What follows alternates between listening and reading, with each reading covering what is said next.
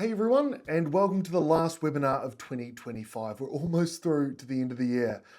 Just a little bit of housekeeping while we wait for the last few people to trickle in.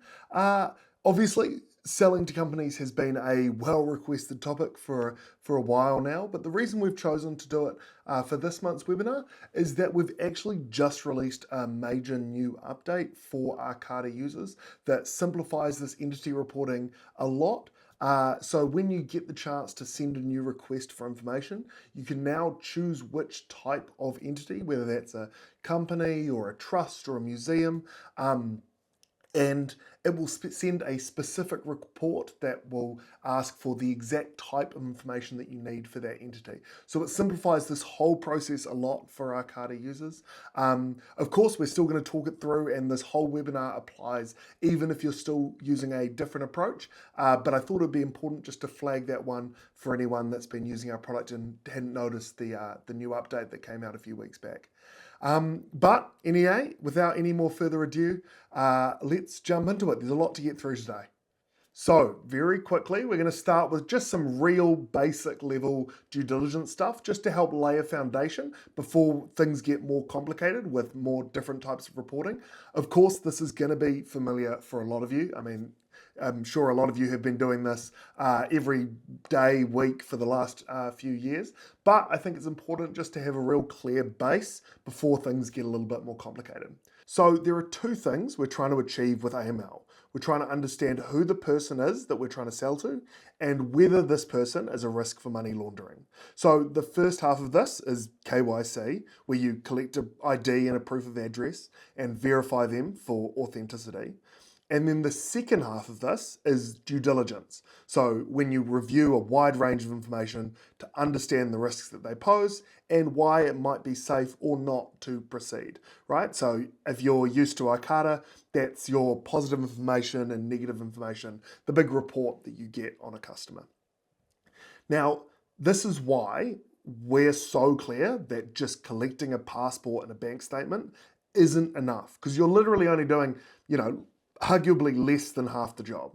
And so you need to make sure that you're sufficiently considering risk as associated with the sale. So when we get into more details around companies and public and private, there's going to be a real focus on what documents you need to verify the company.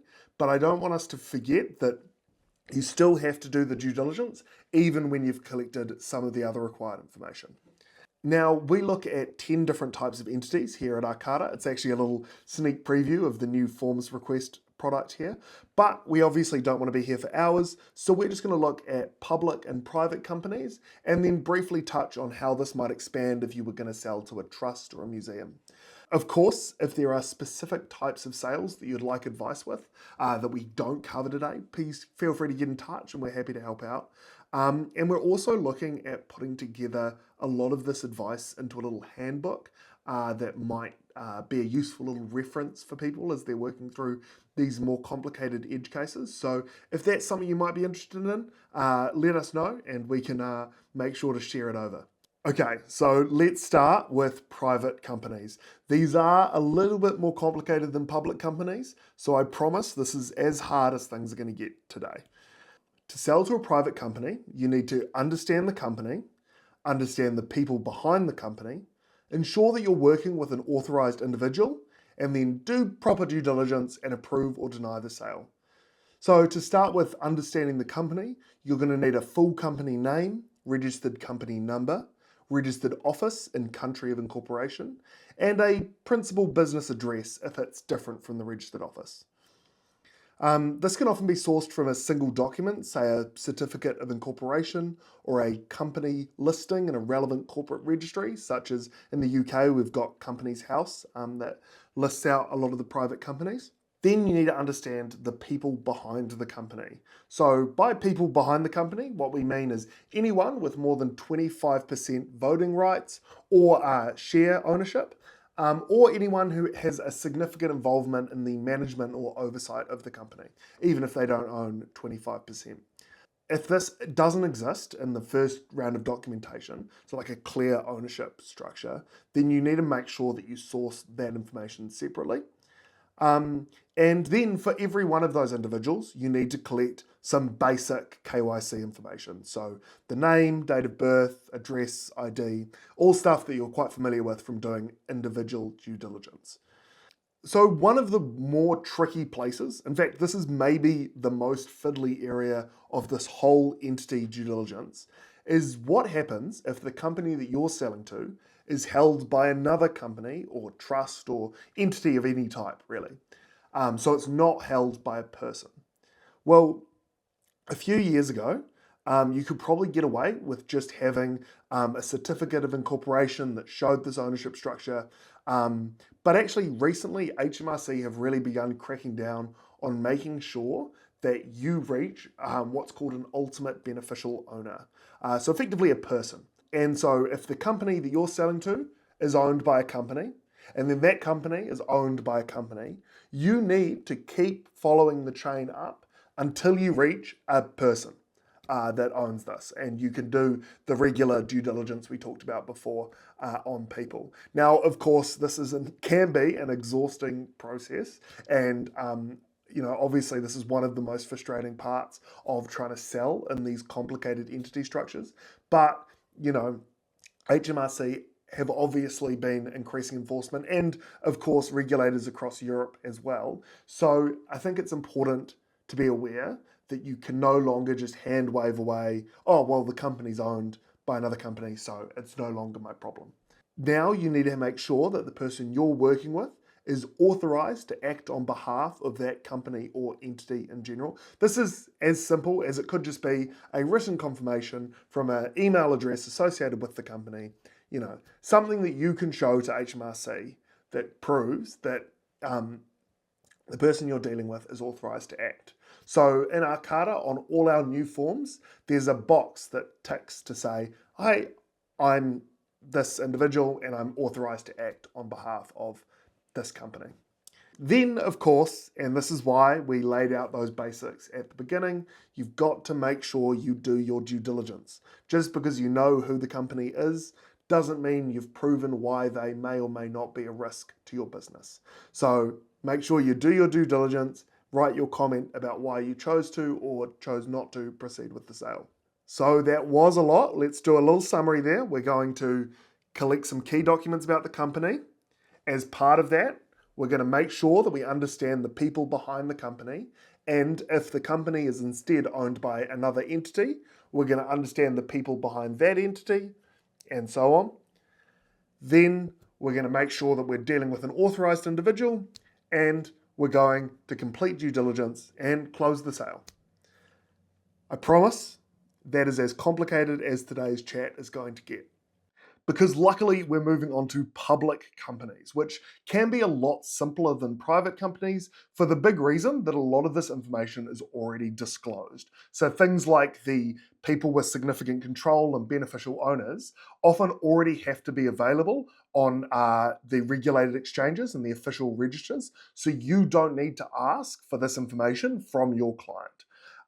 Of course, you still need to understand the company and make sure that you're doing proper due diligence, but it does simplify quite a lot of understanding the people behind the company. Let's still walk it through step by step just to make sure we're not missing anything. So, step one, we're going to make sure we understand the company, collecting any name, the number, the registered office, all the same details that we looked at when looking at private companies earlier. Then we're going to make sure, this is an additional step here, we're going to make sure that this company is listed on a regulated stock exchange with proper disclosure rules. So making sure that that information is actually going to be available for us.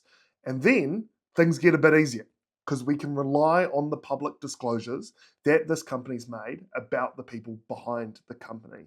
This means you usually don't need to request IDs and bank statements from the people behind the company because this information should already be available on a public register. Then, of course, we're going to make sure that we're dealing with an authorized individual and do our proper due diligence and choose to approve or deny the sale. So, quick summary, we're going to make sure we understand the company. We're going to make sure that this company is listed on a regulated stock exchange. We're then going to make sure that we can rely on that publicly available information about the UBOs. We're going to make sure we're dealing with an authorized individual. and then do due diligence and approve or deny the sale. Okay, we just covered a lot of ground there. And if you're feeling a bit overwhelmed, don't worry. We're going to make sure to send the recording of this webinar out to everyone. So you can always come back and watch it again or refer back to it when you're doing a sale at a later stage. But I just want to make sure that we're grounding ourselves in a few core principles, making sure that you understand the entity that you're selling to, understanding the people behind that entity, unless they're already publicly listed and that information's already available. And then, of course, making sure that you're working with an authorized individual and doing proper due diligence, right? Because those principles actually apply to a pretty broad range of entities. Now, of course, we don't want to be here for hours, so we're not going to go into much depth on anything else, but I'm going to quickly pull up what the process looks like at a very high level for a trust, so that we can see how these principles would apply to a different type of entity outside of a company, right? So the step one of looking into a trust is that you understand the structure of the trust. Now, of course, the documents required to do this are slightly different from a company or a museum, but the principle, the core goal is the same. You're trying to understand the trust structure. You're trying to verify who the ultimate beneficial owners are. You're trying to ensure that there aren't any other entities that have ownership or control of that trust. So that's the nesting situation we were talking about before.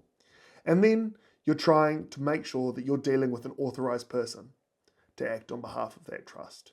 So obviously, the details here are going to be different. You're going to need to collect different documentation from a trust or a government or a company. And if you need specific advice on what might be required in those situations, do get in touch. But the core principles are the same, and hopefully that can kind of act as a bit of a North Star as you're going through this process. Okay, now we're going to do a really quick walkthrough of what this process looks like within Arcarta, because I think it's really useful for the Arcarta community that are here today to see how much easier it's become in the last few weeks. Here we are on the dashboard that I'm sure you're all very familiar with. But if we come down to the left-hand side and click Send Entity Request, you can now just choose which type of entity you're selling to, or you can allow the client to choose for themselves. Let's say private company at this stage, and it will generate a unique link, or you can send it directly from the platform that you can share with your customer. So then your client would have the opportunity, they'd receive a form like this one that is customized to the type of entity that you selected. It gives a little bit of additional context of what might be required. And then when they go getting started, I've just half filled it out already. You can see that the authorization step that we've talked about is available here. And then you can walk through step by step with a, number 1, 2, 3, 4, 5, 6, 7, 8. We would then actually in the background, we run that registration number against a number of open databases, including Companies House and Open Corporates, that will help to populate a report, which we'll get to in a moment. And then, of course, we're going to need to get that additional information from anyone over that 25% threshold. So either the person who received the form can add that information directly here, or they can request that information, share this along to another individual at the company, and that person can fill it out in their own time. So we do allow for partial requests to be filled, because we understand, especially if you're dealing with a complicated company with several directors, that information might arrive at different times. So we do want to give the option for clients to be able to, one director fills it out when it's available to them and it gets sent through, and then, you'll be alerted when the next director has completed their information as well, and that will get sent through. So that should be everything. And then when you submit that information, if we come back to the dashboard here, you can now look at this entity form, and you've now got a full report on that entity. It looks at whether they're in our Arcarta network. You get some basic positive and negative information, as I'm sure you're familiar with. You also get company information here that's pulled down from Companies House or from Open Corporates. So we automatically fill this in based on the information that is provided, if it's available, which give you really useful background information on a company as you're working with them. Now, obviously, this is a very brief summary of everything that's possible with this new reporting technique. And if you'd like a more in-depth walkthrough, feel free to get in touch as well. But I just wanted to show the little steps that we're making to help make your sales process just that little bit easier. So thank you so much for everyone who decided to tune in today. I know that was a very dense conversation and a lot of really nuanced topics in there. And of course, we'll make sure to send out the recording to anyone who might want to refer back to it in the future. Good luck to any galleries that are about to head into Miami next week. We know quite a few of our clients are heading along, so really excited to hear hopefully all the great news from another great fair. Amazing. And for those of you that are just winding down into Christmas, have an amazing little break over that period, and we're excited to see you in the new year.